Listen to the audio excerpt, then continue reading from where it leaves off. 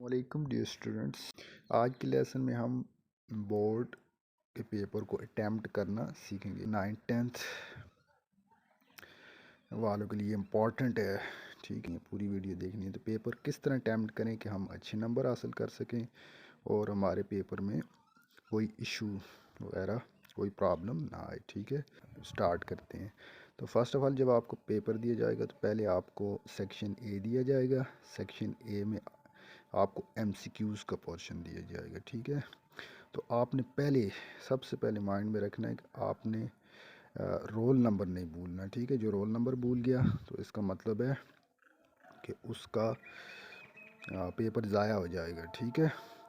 तो अब देखें रोल नंबर आप किस तरह लिखेंगे। आपको इस तरह खाने बने हुए नज़र आएंगे, 6 खाने होंगे पहले, ठीक है।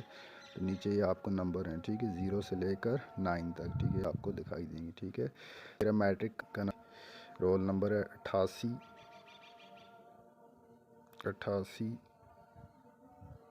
256, ठीक है। ये मेरा मैट्रिक का रोल नंबर था 88 256, ठीक है। तो अब मैंने ये लिखना है। अब एक बात और माइंड में रखनी है। अब देखें, ठीक है, वो रह गया है लास्ट खाना, वो क्या है जी, एम्प्टी हो गया है। तो इधर आपने क्या करना है, इधर आपने क्रॉस लगा देना है, ठीक है। इधर आपने क्या करना है, क्रॉस लगा देना है, ठीक है।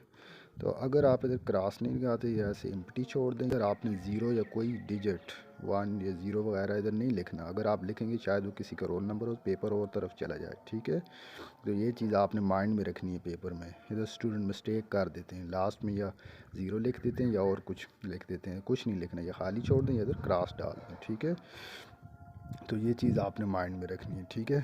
तो अब पहले आपने ये रोल नंबर लिख लिया। अब देखें, अब 8 है, तो 8 है तो आप 8 वाले कॉलम में चले जाएंगे। 0 1 2 3 4 5 6 7 8 डिजिट आपने क्या करना, फिल कर देना, ठीक है। 8 डिजिट क्या करना है, आपने फिल कर देना, ठीक है। फिर दूसरा भी 8 है, 8 वाले कॉलम में चले जाएं, 8 डिजिट आप क्या करें, फिल कर दें, ध्यान से करना है, ठीक है। फिल सही है। तो तीसरा डिजिट क्या है, 2 है, थर्ड कॉलम में आपने जाना है 0 1 2, ये 2 को आपने क्या करना है, फिल कर देना है, ठीक है। चौथा डिजिट क्या है, 5 है, तो फोर्थ कॉलम में आपने जाना है, आप 0 1 2 3 5 6 7 8 9, ठीक है, ये 5 ध्यान करना है, ठीक है। अगर आप इसे 1 गिन जाएंगे, 1 2 3 4 5 ऊपर करेंगे तो इससे आपसे मिस्टेक हो सकती है, ठीक है।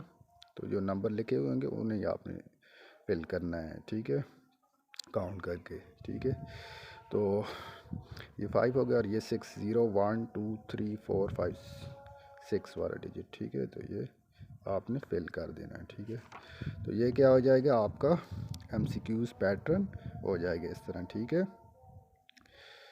तो ये इस तरह फिल करना है, ठीक है, सही करके। तो ये पहला MCQs पोर्शन हो गया।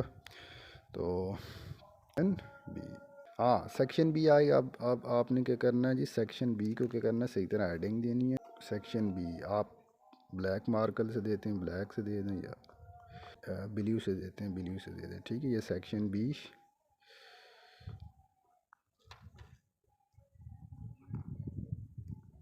सेक्शन बी आ जाएगा, ठीक है। तो सेक्शन बी में क्या होगा जी, क्वेश्चंस आएंगे। अब आपने क्या करना है, आपने एक बात माइंड में रखनी है, ठीक है। अब सपोज़ करें मैं फ़िज़िक्स का पेपर ले लेता हूँ। फ़िज़िक्स पेपर में 11 क्वेश्चन होते हैं, 11 में से 8 करने हैं, ठीक है। तो 8 क्वेश्चन करने हैं। क्वेश्चन नंबर 1 आपने हेडिंग देनी है, क्वेश्चन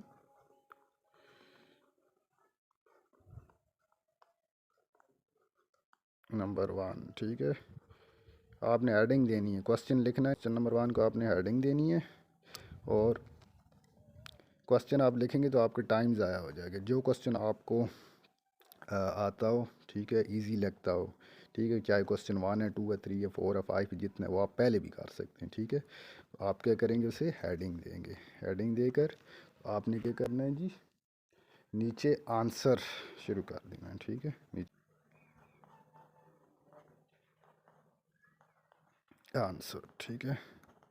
तो ये आंसर आपने हेडिंग देकर, ठीक, काट वाली मार्कर इस्तेमाल करनी है, 2 डॉट डालकर आंसर आपने क्या करना है, लिखना शुरू कर देना है, ठीक है।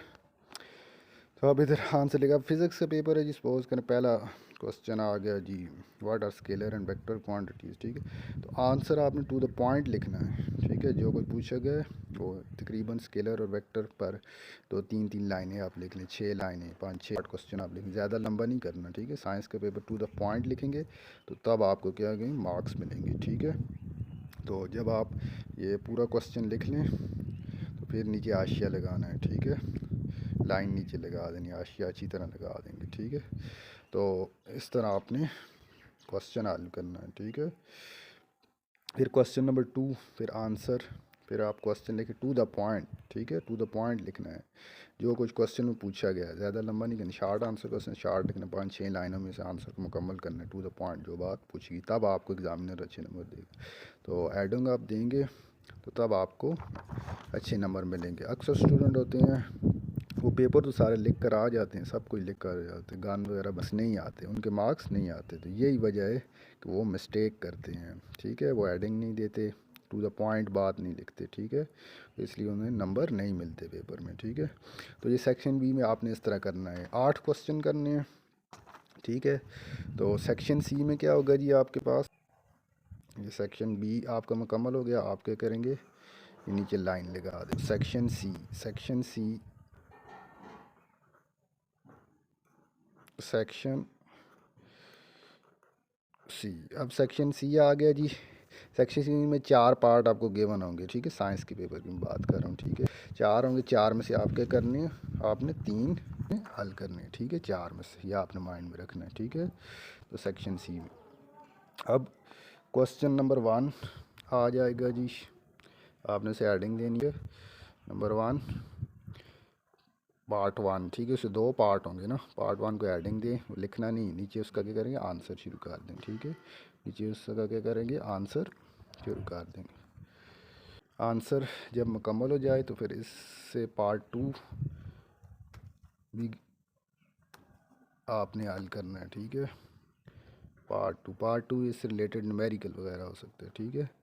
तो उसे आपने लिखना नहीं है, क्वेश्चन एडिंग देनी है, ठीक है। क्वेश्चन की एडिंग देनी है और नीचे क्या करना है, उसका आंसर लिख देना है, ठीक है, पार्ट 2 में। तो ये इस तरह 3 क्वेश्चन हल करने हैं 4 में से, ठीक है। तो ये सेक्शन सी आपका हल हो जाएगा। तो सेक्शन सी में आपने थोड़ा ब्रीफली लिखना है, पैटर्न समझ आ गया होगा। तो इसे आप फॉलो करेंगे तो तब एग्ज़ाम में आप अच्छे नंबर ले सकते हैं। तो अगर आपको ये वीडियो अच्छी लगी हो तो प्लीज़ मेरे चैनल को लाइक करें, सब्सक्राइब करें, अपने दूसरे दोस्तों के साथ शेयर करें। Thank you.